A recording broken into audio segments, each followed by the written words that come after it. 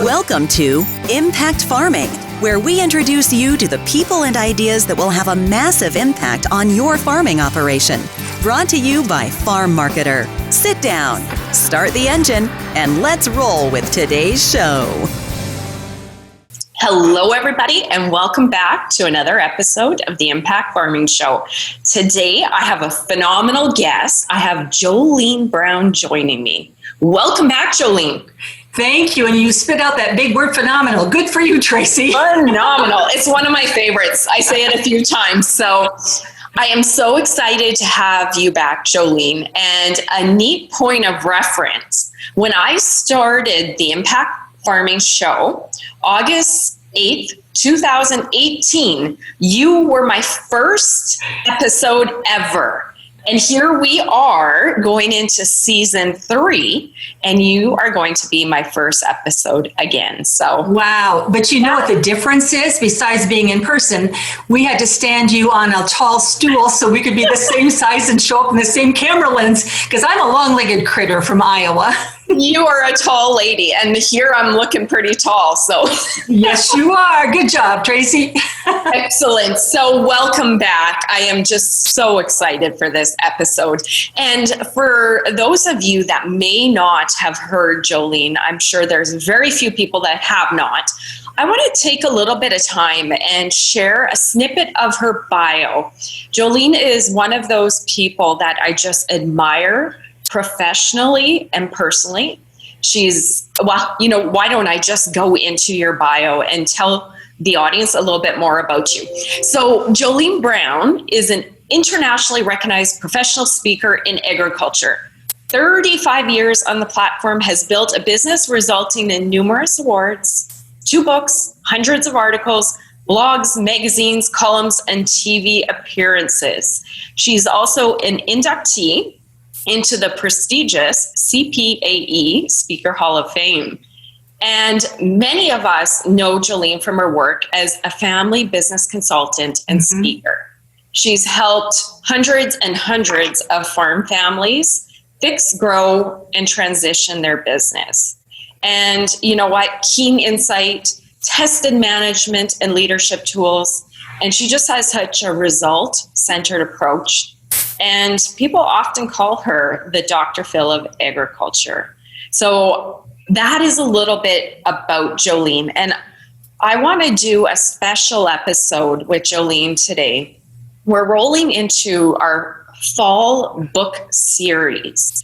And I have brought Jolene on to explore one of her passions and her books.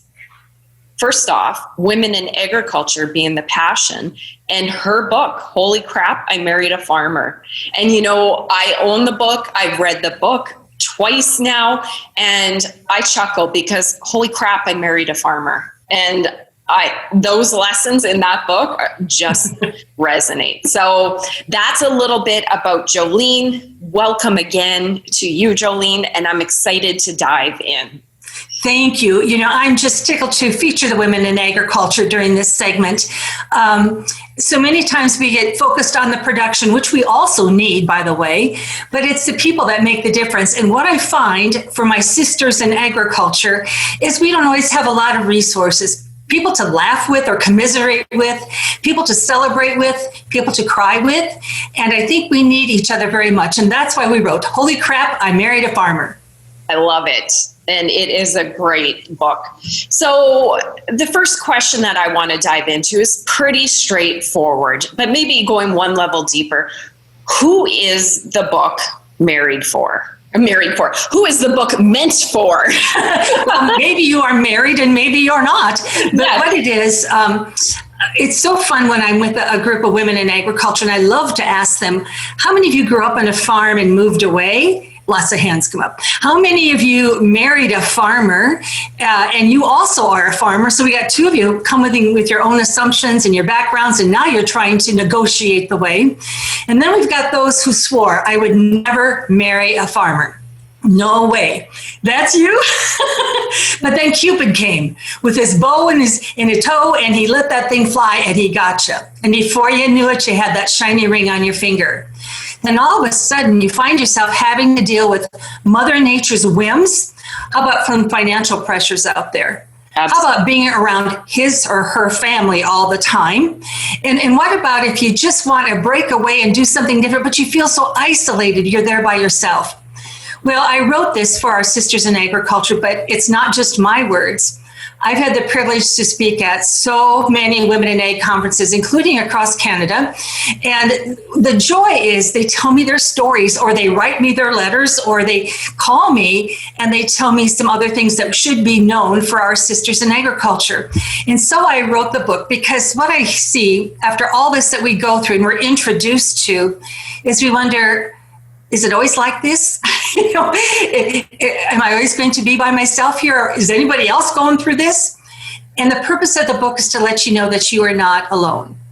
So it is written for my Sisters in Agriculture, by Sisters in Agriculture, and a special friend, Kathy Riley, who the two of us dreamed up the idea for this book, and she had me present for 6 years in a row, her Women in Ag conferences, and we were up to about 900 people by the time we got done. But what I know is every year they came back again and again because they needed each other, and the friendships grew, and my gosh, they let the laughter out. And when we do that, it's important because some of us haven't been laughing enough. It spreads out our hips if we don't let it out. So we got to keep laughing out there. But these women have so much to share, so much wisdom, so many lessons to learn. And we've got to understand that not only do we have a lifestyle and a living, we have all of our finances commingled. We have family members commingled. We got generations commingled. And this can be quite difficult. So one of the fun things, I said it's just for women, but the men often want to read this. As a matter of fact, one of the ladies said, I just was reading it and then was laughing and laughing. He wanted to know what I was laughing about, and I wouldn't tell him because he's in the book. and another fellow said, Jolene, I want to give this to my wife for Christmas, but would you please send it to my neighbor so she won't see it in advance? I said, I can do that. And he said, by the way, if she reads this, am I going to be in trouble? I said, I hope so, because you're in the book. So men are in there. The celebrations that we have, as we have partners, as we have spouses, just the roller coaster that we ride, we deserve to have somebody in the seat along with us. I love that. And as somebody that didn't grow up on a farm, I grew up around farming. My grandparents farmed. I spent a lot of time out there. And it prepares you a little bit, but not really. Once you are actually the farmers on the farm, living it, and not just showing up, obviously, on the weekends, it is a big difference. And you know what? I'm sure I'm not the only one that says I have struggled, and I do struggle every once in a while, right, with the farming business and the all-encompassing lifestyle. So I was reading your book again and just chuckling and going, oh, yeah, some of the things you were saying, I'm going, oh, it's not just us. I'm not alone. Right? That's so right. And some of the times they share their things that have been happening and lessons they've learned. They go, thank goodness it happened to them and not to me. But I've had so much stuff happen to me because I'm on my 4th decade of being married to a rural farmer, Brown, here in Eastern Iowa. And he's a great source of being a pain in the butt and also a great source of humor along the way. So let me just share with you a few of the lessons that our Sisters in Agriculture have put in the book for us. And one of them is that we've got to realize there's always peak time. And I call that seasonal disorder. Because whether it's calving or planting or picking the fruit, whatever it is you're doing, when it's at peak time, nothing else really matters but that peak time. And for heaven's sakes, never ask, never interrupt or expect a conversation when the weather or markets are on, because you just won't win. But you got to learn that stuff. So one of the things that someone shared with me is that, during these peak times, for example, during harvest, throw food at them, keep walking, do not make eye contact. I love that. And I learned this one. Now, we harvest a lot in October here. So if it's a beautiful, sunny October day and our combine is sitting in the middle of the driveway, and my husband's pounding on something underneath it, I should not go out and ask him, how's your day going, honey? Yeah. It's not a really good day. Smart. So one of the lessons we learned is that at peak time, everybody needs to be flexible. Everybody needs to be a little bit more forgiving. And sometimes you just got to walk away. Now, that means we're going to have some problems with communication. And in the Holy Crap, I Married a Farmer book, there's all kinds of information about communication or lack of it. And I'm just like most of the rest of us women. The more I have to communicate with my husband, the more I like cows. Because if I don't like that obidi, I could send it to market. Haven't figured out how to do that with Keith yet. But the bottom line is, I'm going to use that one on Anthony. And I sure do like cows. They're peaceful. They listen to you. They let you rub their back. They knock you over with their head. They're lovely. Yeah. But I have found that there's really 3 ways that we communicate in agriculture. And it's like this. Watch and then you'll know. Get out of my way. I can do it quicker. Or read my mind. Yeah. But in the book, I loved it when a grandma said her grandson was standing at the edge of the concrete wall where the silos are. And there's a fence there so he can't go in. But she's inside helping her husband sort the cows. And of course, she's not doing it right. And he begins to holler at her. And her grandson shouts, "You be nice to her, Grandpa. She's all you got." Oh, that's cute.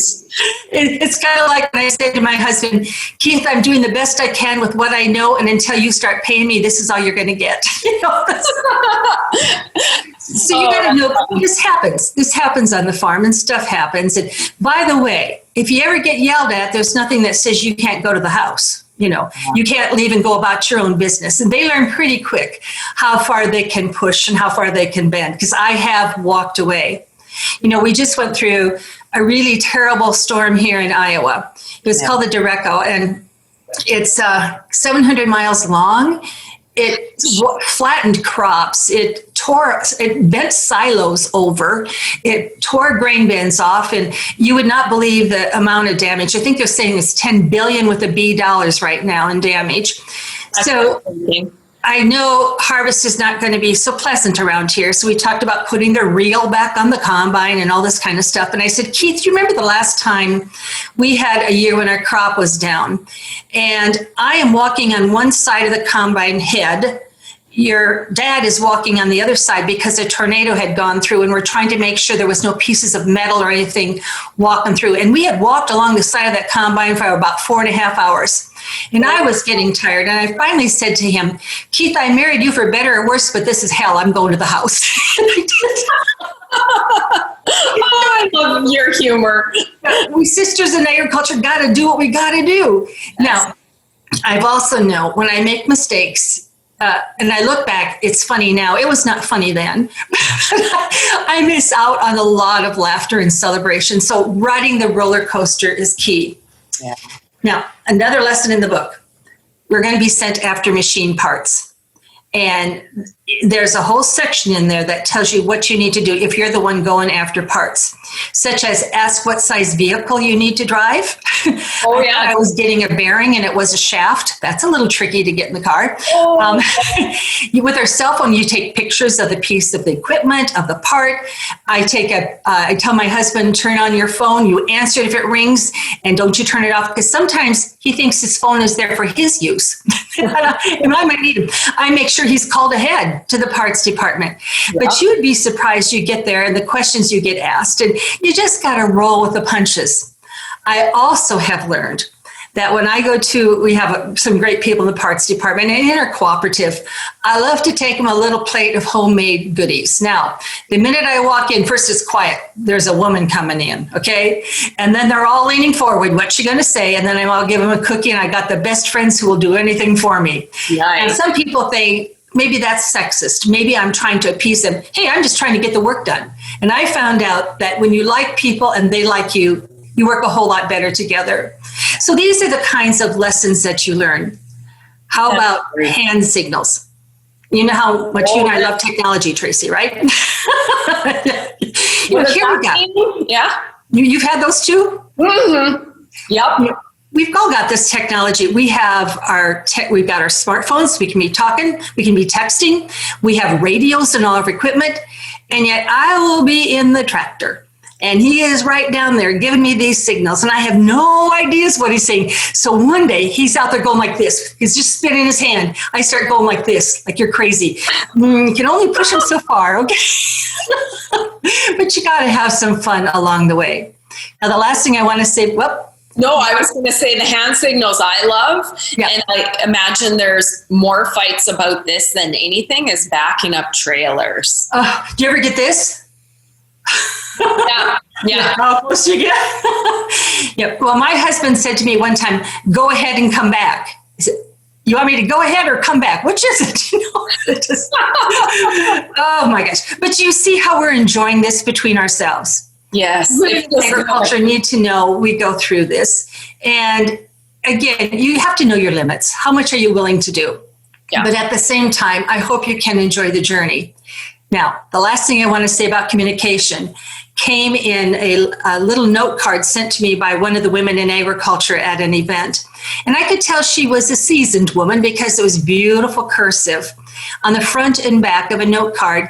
And she made the cursive letter R like a V. That's how they did it a long time ago. The letter R, instead of going up and over, used to go down like a V. And I was reading this and she said, "You know, my husband absolutely loves homemade blackberry jam. He loves homemade blackberry jam.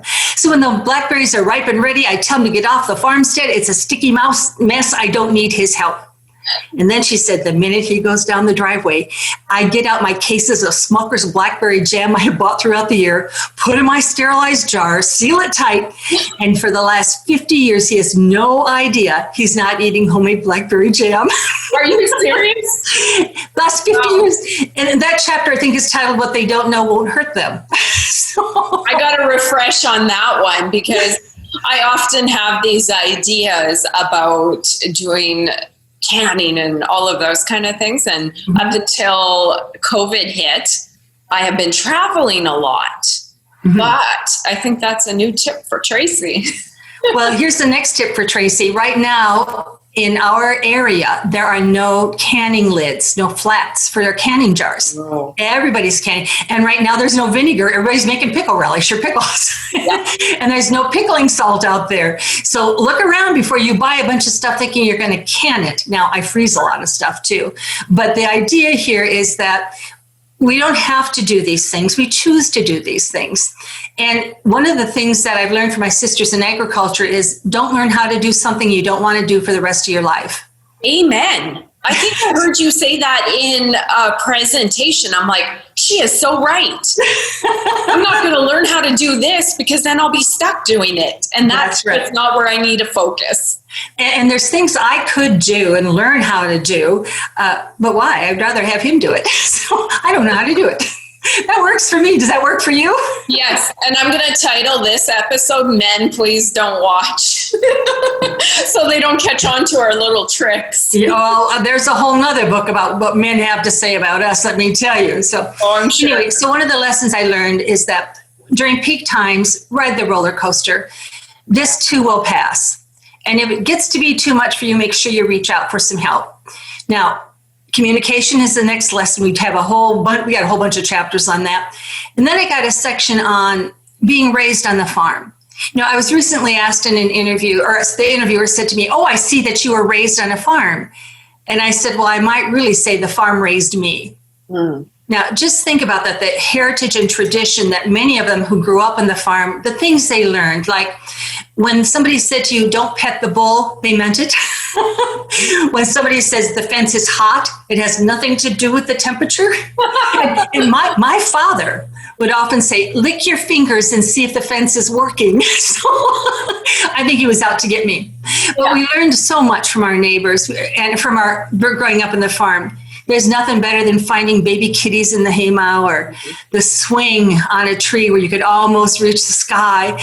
There's so many lessons you learn.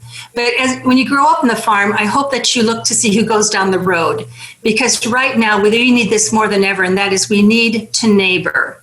It is so important. As we get the feeling of isolation, we think people should come to us. But I think if we recognize that we're not alone, then I think we have to be vulnerable enough to ask for help.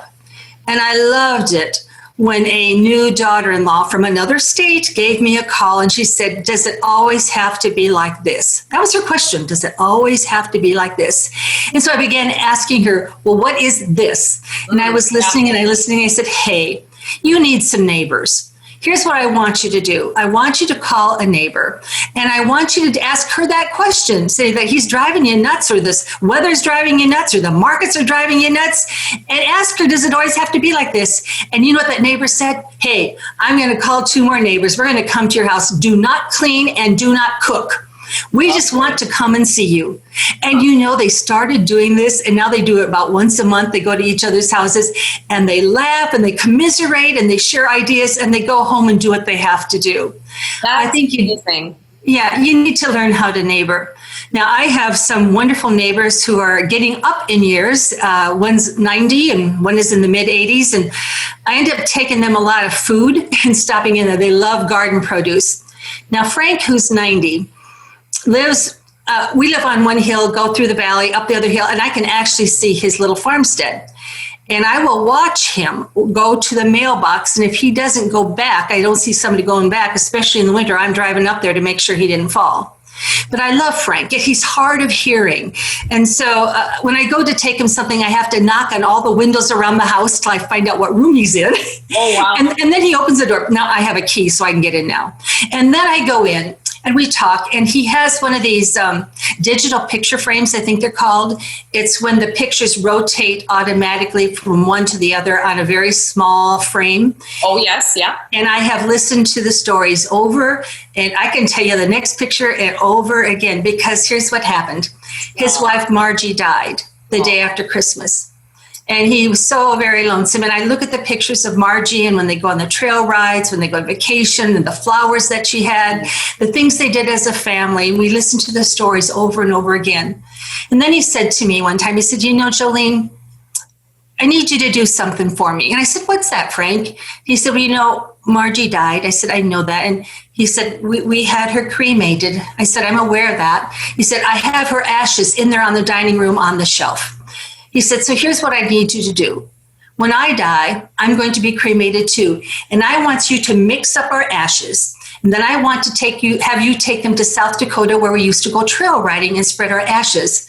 I said, oh, Frank, how about we let the funeral home mix those ashes? I mean, can't you see me? A little mixing bowl and an egg beater, a little Frank, a little Margie, a little Frank, a little Margie. And go, oh, Frank, let's let the funeral home do that. And I said, Frank, you have wonderful kids. As a matter of fact, they are in South Dakota right now on a trail ride, and they can take your ashes. And he said, I know that, Jolene, but I also know if I told you, you'd get it done. Oh.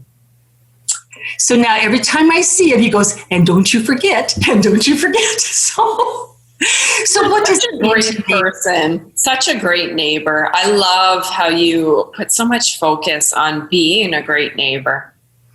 Well, Tracy, we've got to have that. And I guess I want to share with you right now what's going on, because I get the phone calls, I get the text messages that are a little bit scary for me. I've seen a few. I follow you on Facebook. Sorry to jump in there, Jolene. I follow you, and I know you're very confidential and you never give names and nobody ever knows what you're talking about. But sometimes you can hear that agriculture is hurting.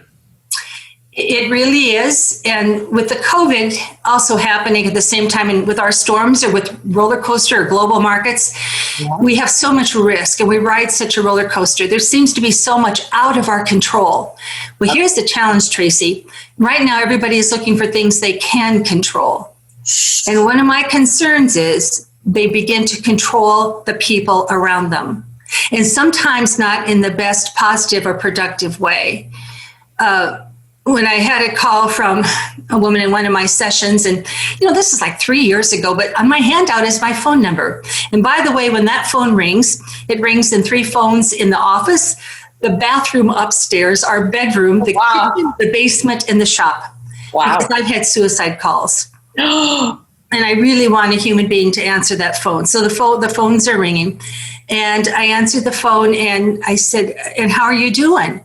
And she said, well, I'm just leaving the doctor's office. I said, are you not well? Because I thought maybe she had COVID. And she said, no, my husband just pushed me over the back of my sofa and hyperextended my spine. Wow.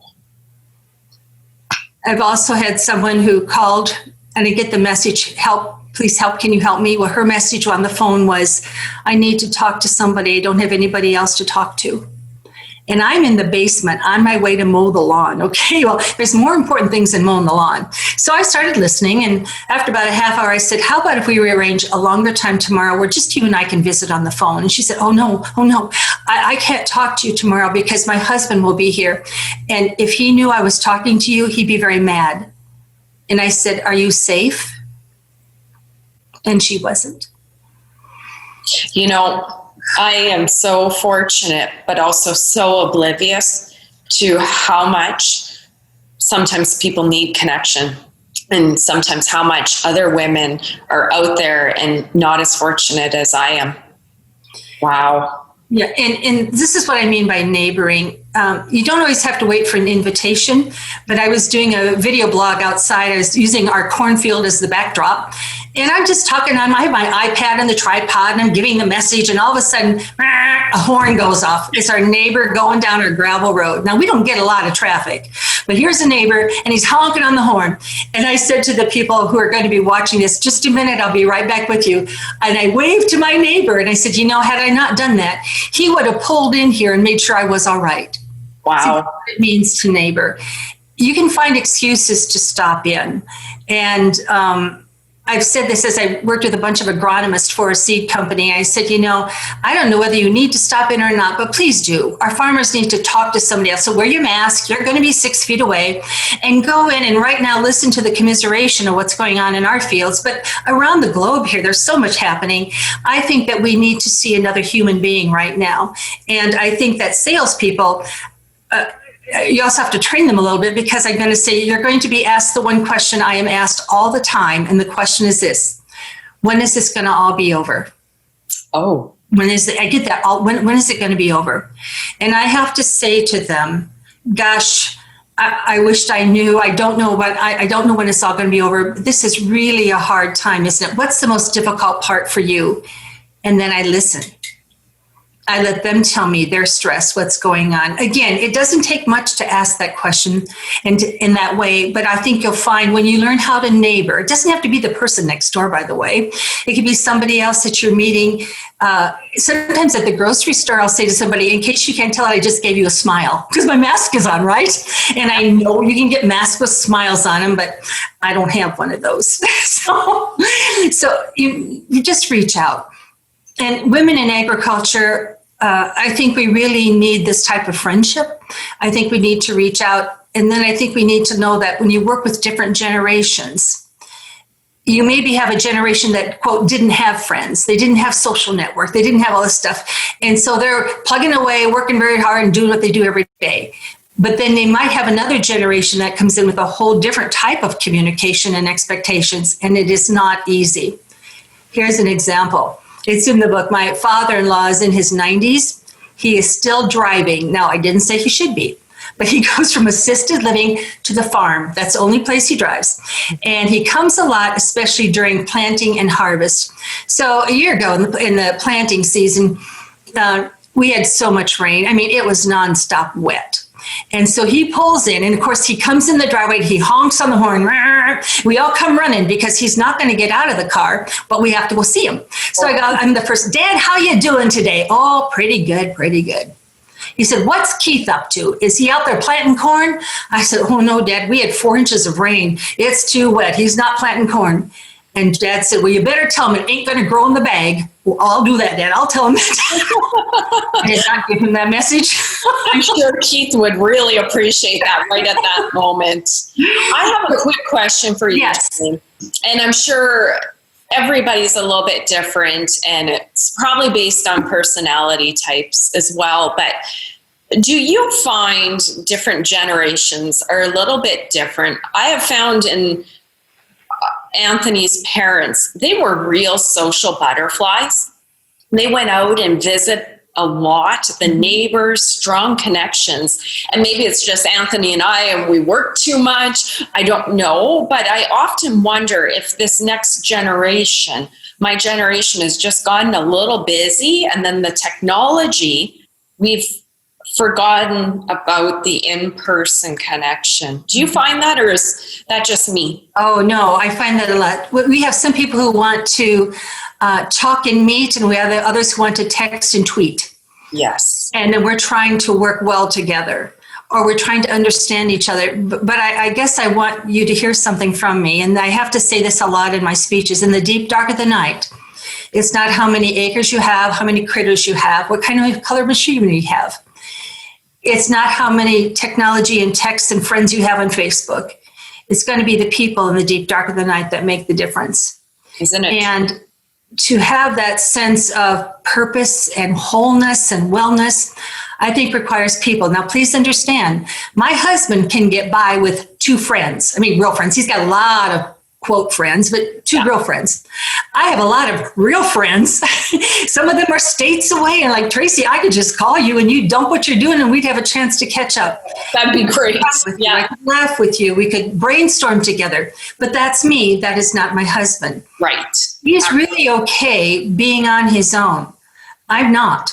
And I have to say to the women, and it's in the book, who said you had to go on a vacation with your husband? He doesn't want to go. Well, you've got friends, you've got sisters, you've got relatives, go with them. And one of the funniest things is my husband and I actually went on a vacation. And did you know, he found out that you could be gone for 6 days and come back home and the farm is still there. I mean, did you know that? But I will also tell you, it says in the book, we women will know that if we're going to go away on vacation, we got to clean the house because heaven forbid something happens to us and my mother-in-law comes in. So we're just so interrelated. There's such a journey when we work with family members in agriculture. You're so right. And everybody, depending how they grew up and their personality type, it sounds like Anthony is much like Keith. He could just be on the farm and do his thing. And yes, he has friends and connection, but I can't do that.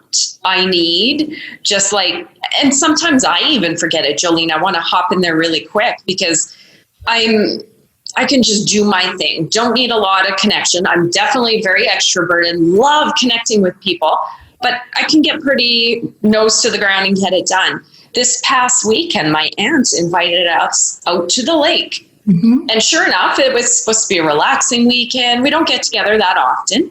You know what? That turned into the best weekend of a bunch of women pouring their hearts out on their concerns. We've all been pent up because of COVID. And lo and behold, we didn't know it was going to be that. But at the end of the weekend, wow, did that feel good? I felt connected. I felt not alone. And even myself, I forget that. Well, you learned how to neighbor again, didn't you? Oh, there you go. I guess so. Yeah. There's the phrase that says, do unto others as they want done unto them. Yeah. And so, for example, my husband is a list maker. Okay. If there's something I really need to talk to him about, I put my name on his list. And then I know the best time is he's a morning person, and because of all the banquet stuff and things I do in the evening, I'm a night person. So the best time to talk to him is about 10 o'clock in the morning. Now I better be organized and ready because, this is all we're going to have. And sometimes I will come back after an event of speaking, and especially if it's been on family business, there's this problem and this problem, this concern. And I'll come home and I just want to dump. And he says, okay, you got 20 minutes for your pity party. Let's hear it. When you're done, we got some work to do. So get at it. I think Anthony and Keith are exactly alike. And, I'm going to get a little bit personal, but I guess we need to respect the different ways that we communicate, right? We have been together more than a year, and I'm a great communicator. But sometimes those differences, It's the way to communicate. I talk to solve problems. I talk it through. He thinks to solve problems. Yes. So I can't go to him and talk about this. It drives him nuts. Oh, here's a good one. It's not in the book. So I've been watching, and it was in September, the electrician's truck come in and out and in and out. And yes, I've taken him goodies and we've had conversations. He's working on the big panel in our elevator where we unload our grain and dry it down and put it in storage bins. Okay. He's been there back and forth. Okay, and all of a sudden, next thing I hear is the combine is being backed out, which means, would you run, Jolene? You got to get out in the field, okay? And I went out there and I said, turn it off. And he thought maybe something was wrong. He said, what's wrong? I said, you got to go down with me to the elevator because there's a whole new panel in there. And if I don't get the switches in the right order, I'm going to plug the leg and it'll be my fault. I said, it's in your best interest that you and I walk down there as good buddies and we number things in order. So the leg goes on before this goes on, before the pit goes on, because if I screw up, everything shuts down. And believe me, I have screwed up. Oh my gosh. I did something one time I should not have done. I know better. In the midst of harvest, I took time out to go to the bathroom. Now, I don't like the cornstalk method. Works fine for the guys, not so much for me. And so for all these years, I have unloaded hundreds of thousands of bushels of grain on our farm. And I know how fast it has to go into the pit, up the elevator leg, across the U-trough to the top of the dryer, dries it down. I bring it back in a low U-trough, up the same elevator leg, and I put it in the right storage bin because he doesn't like it if I put corn on top of soybeans. Okay, so I got to get it done just right. Yep. So I started things unloading, and I ran to the bathroom, and I ran back. No sound. Uh-oh. There's a mountain of gold from one end of the elevator wall underneath the vehicle to the other side, and everything had shut down. I'm thinking, what the heck happened? Why did the pit unloading auger stop? And then I turned around and I looked at the switches. Uh-oh. Our daughter, who was home that weekend to help us, I'd gone back out to the field to get the next load, and while I was gone, the horn went off from the dryer that says, I'm full. Don't send me any more wet corn. And this is such a loud horn. She had turned it all the way off and forgot to tell me. Oh, I was dumping 640 bushels of grain down the pit, up the elevator leg. It says, no, no, no. I plugged the leg, I plugged the pit, and I buried the motor. Oh, I'm in tears. And I told Keith, I said, you've got to come in. Why? You don't want to know, but just come in. And it took us 2.5 hours to unload that whole pit and get the motor dug out. And I'm in tears. And I finally said, it is so hard to be married to somebody who's perfect. Then I realized something. You know why he doesn't do such a good job on the laundry, don't you? It's because the washing machine dial does not have a rabbit or turtle on it. We're just all going to be different. We all have expectations. And many times, I know how many times he had to bite his tongue or grit his teeth because I screwed up. And because I want to talk things through, I want to know things, and he assumes that I know. So I have learned a lot more from my sisters in agriculture than I actually have from my husband about being on the farm. And then I want to add one more thing about being an in-law on the farm. There's a whole chapter in that. And because I do so much in family business, I've certainly learned some things from those families, and that is this. I don't believe you should live within binoculars view of another family member. Give yourself some space. Yeah. We've also learned that if there's boundaries, you better let it be known. But here's an interesting one. I had a mother-in-law say to me, well, what about me and my boundaries? And I said, what do you mean?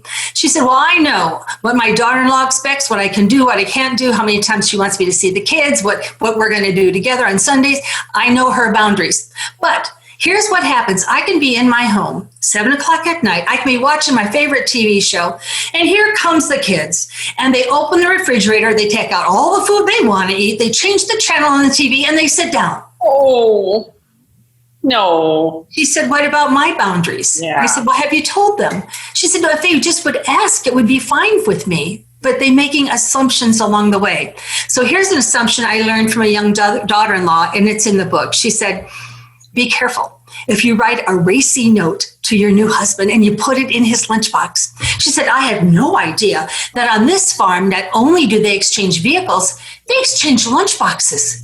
Oh. And my father-in-law will never look at me the same. Oh my gosh, that's good. So enjoying the journey. There's so many lessons to learn. There's so much wit and wisdom. There's so many times all we can do is hold a heart and say a prayer.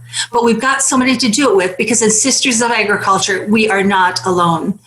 I love when I do those live presentations, because friendships are formed. We often start peer groups and mastermind groups between the people who are there, so the connections can continue. It doesn't have to be a neighbor down the road. It could be a neighbor just in the next province, or somebody you have met along the way. We do need to reach out. Be careful and enjoy that journey. I was going to ask you, what is the one thing that you would like women in egg, men in egg, to take away from the book? But you just shared some really nuggets of gold there. Do you have anything that you want to add to that? Just that, please know, I'm calling us sisters in agriculture because we're sisters in the heart. Our journeys may be different. I'm not walking in your shoes, but I'd sure like to walk alongside. So one thing I'd like you to remember is that our sisters in agriculture have great perspective and they have great humor. They've been there, done that, or they've seen you done that and they go, I'm not going to do that. But they can explain or expand our vision. They can ask questions and open our eyes. But they provide caring hearts and a joy-filled, enduring spirit. And I think that's what we need for the women in agriculture. That feels good hearing that. I just admire your heart and your mind. I admire you as a person and a professional and the work that you bring to the egg community. So on behalf of everybody that hasn't had the chance and doesn't get the chance to tell you, thank you so much for the work you do, Jolene. The fact that you are there, geez, I'm going to get teary here, but the fact that you're there for anybody that needs you, and you're somebody on the end of the line when somebody needs it. Wow. That's amazing, Jolene. Well, we do the best we can with what we know. And if you'd like to have that book, you can sure find it on my website. Yeah. It's jolenebrown.com. That's JOLENE Brown.com. Sure. It's also on Amazon, but I think in Canada, we got a little bit of a game playing here. So if you just go to my website, we ship it with no problem. We get it through customs and it'd be on your way. But I want you to know, well, let me read to you what one of the people wrote about my book after she read it. She said, being married to a farmer is like riding a roller coaster in an amusement park. There'll be peaks of joy and celebration. There'll be valleys of stress and frustration. But in Holy Crap, I Married a Farmer, Jolene reminded me that I can enjoy the ride and I don't have to ride it alone. Put somebody in the seat next to you. They may not physically be there, but we can be with each other's hearts and we can be in each other's minds. And I want to be that for your people who are listening to this webinar as well. You're amazing, Jolene. Thank you. And we will absolutely put notes and links on the show page connecting our audience so that they can find your book. And I encourage everybody, male, female, especially female, to read that book. There's just so many lessons in there. And what I find too, when I glance through it, and I haven't for a while, but I picked it up to prepare and I go, oh, right. That's not just us. Oh, Anthony's not doing that. And he's amazing. I hate ever saying boo behind his back, but he's not doing that as a personal attack. I just probably shouldn't ask at that time. So there's just so many great lessons in there. And thank you. You're welcome. Here's a fun one. In North Carolina, someone gave me a call and said they want to do a bridal shower for somebody who's marrying into the family farm. Okay. A farmer into the family farm. And they wanted the bridal shower to be, holy crap, I married a farmer. And everybody who came with tidbits of wisdom, and they actually put me in on a Zoom call so I could attend the shower as well. Oh, wow. That's perfect. We don't have to be neighbors next door, but we sure are neighbors in the heart. Let's celebrate it and have some fun. Perfect words of wisdom. Thank you so much, Jolene, for joining us. You're welcome. Have a good day. Thank you. And thank you guys for joining us as well on another episode of the Impact Farming Show. If you liked the episode as much as I did, please like it, share it, and subscribe to the channel. I will see you next time. Bye. You've been listening to Impact Farming. For more great episodes and articles designed to help you manage and grow your farming operation, head on over to farmmarketer.com. Don't forget to sign up while you're there. We will see you on the next episode.